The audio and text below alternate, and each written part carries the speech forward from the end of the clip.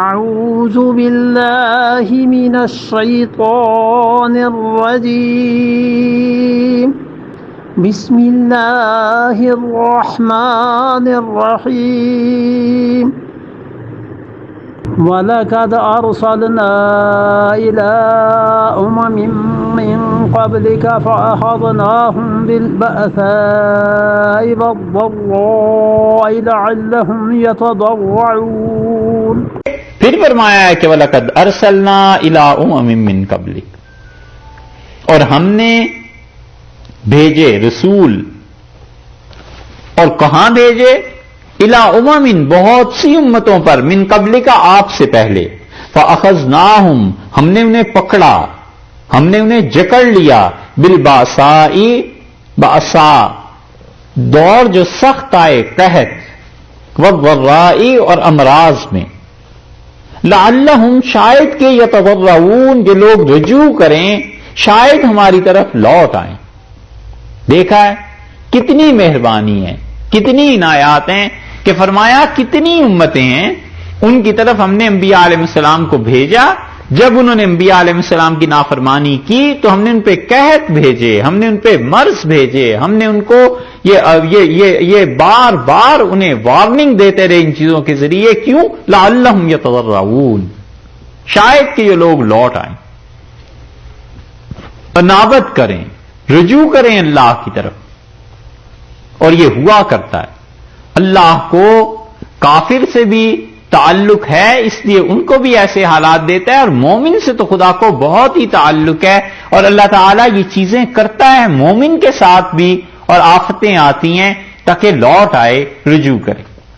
اس لیے جو لوگ کہتے ہیں نا کہ انہیں تو نماز بس یاد آتی ہے جی جب ان کا امتحان ہوتا ہے، اور ہمارا بیٹا اس وقت نماز پڑھتا ہے جب اس کو جاب کی تلاش ہوتی ہے، ہم کہتے ہیں شکر ہے اللہ کا، اس وقت بھی پڑھتا ہے، یہ اللہ کی طرف سے الارم ہے کہ بھئی کدھر جا رہے ہو، واپس آؤ، کھینچ لیتے ہیں۔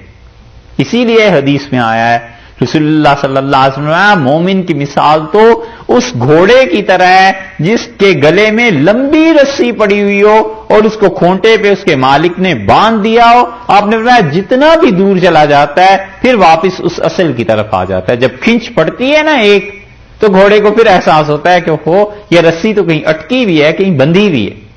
ایسے ہی ہوتا ہے مومن کے ساتھ بھی، مصیبت آئی، پریشانی آئی، فوراً اللہ کی طرف رجوع کرتا ہے۔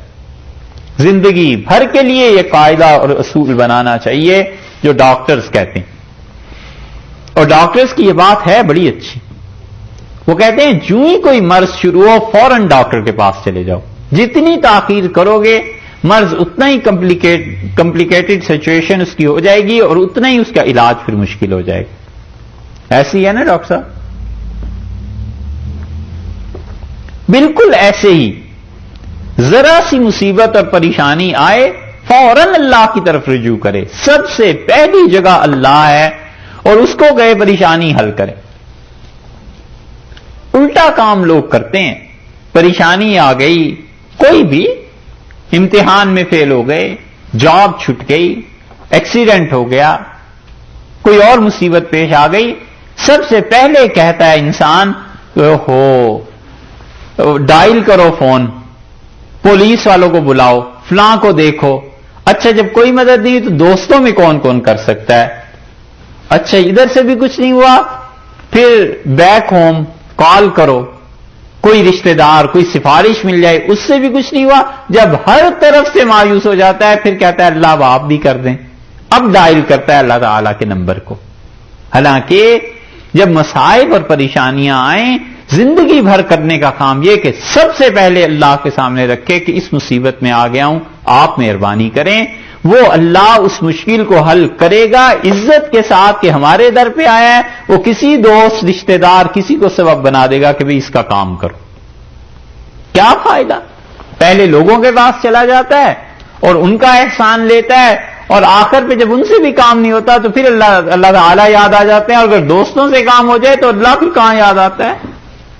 اس لیے اللہ نے یہ جو کہا ہے اس سے سبق سیکھنا چاہیے، زندگی بھر بس کام یہی کرے کہ جب بھی کوئی مصیبت، کوئی پریشانی ہو، سب سے پہلے اللہ کی طرف رجوع، اللہ اس کام کو آپ حل کر دیں، یہ مصیبت آ گئی ہے، اے اللہ اسے ہٹا دے۔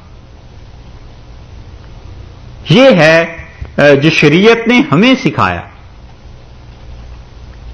اسی لیے حاجی امداد اللہ صاحب مہاجر مکی رحمۃ اللہ علیہ کے متعلق یہ آیا ہے حضرت کی سوانے میں بھی کہ سر میں تکلیف شروع ہو گئی اور ہائے ہائے کرنے لگے اور اپنے مریدوں سے کہنے لگے کہ ارے شربت لاؤ، کوئی دوایا لاؤ، کچھ کرو، ہائے ہمارا سر پھٹ گیا. اور یہ تو کسی نے کہا حضرت ذرا سی تو بات ہے، سر میں درد ہو گیا اور آپ اتنی زیادہ آوازیں دے رہے ہیں.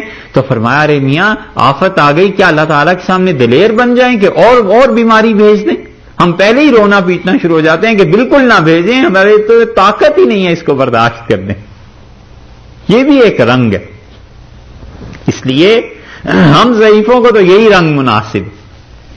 اور اس موقع قاسم نانوتوی رحمۃ اللہ علیہ بھی تھے، کچھ ہو جائے چپ رہتے تھے، ساتھ والوں کو پتہ نہیں چلتا تھا کہ کیا حالات بیت رہے ہیں. اور بیماری، تکلیف، پریشانی. کسی نے کہا حضرت آپ بتاتے ہی نہیں کچھ، تو کہنے لگے اپنے محبوب کی بھی کوئی شکایت کرتا ہے. یہ بھی ایک رنگ تھا. اور کسی نے یہ دونوں باتیں جا کے مولانا رشید احمد صاحب گنگوئی رحمۃ اللہ سے ذکر کی کہ آپ کے دوستوں کا تو یہ رنگ ہے اور آپ کے شیخ کا یہ رنگ تھا. فرمایا حضرت نے کہ بھئی انہیں تو یہ دونوں کو دونوں رنگ مبارک ہوں، ہمیں تو بس جب بھی کوئی بیماری پریشانی آتی ہے تو ہم سب سے پہلے یہ دیکھتے ہیں کہ سنت کیا چیز ہے، اس کا اتباع کرتے ہیں. یہ رنگ ان صوفیوں کو مبارک. یہ بھی ایک طریقہ ہے. تو اس لیے عاجزی یہی ہے کہ آدمی فوراً پریشانی ہو اللہ سے رابطہ پیدا کر لے دل ہی دل میں. یہ تھوڑے ہی ہے کہ مسلح بچھا لے، چلو وہ بھی ایک بات ہے، لیکن جب کوئی پریشانی ہوئی فوراً اللہ سے رجوع کرے. اللہ نے فرمایا ہم نے انہیں پکڑا تھا قحط میں، مرض میں. کیوں؟ لعلہم یتضرعون، گڑ گڑاتے، رو دیتے.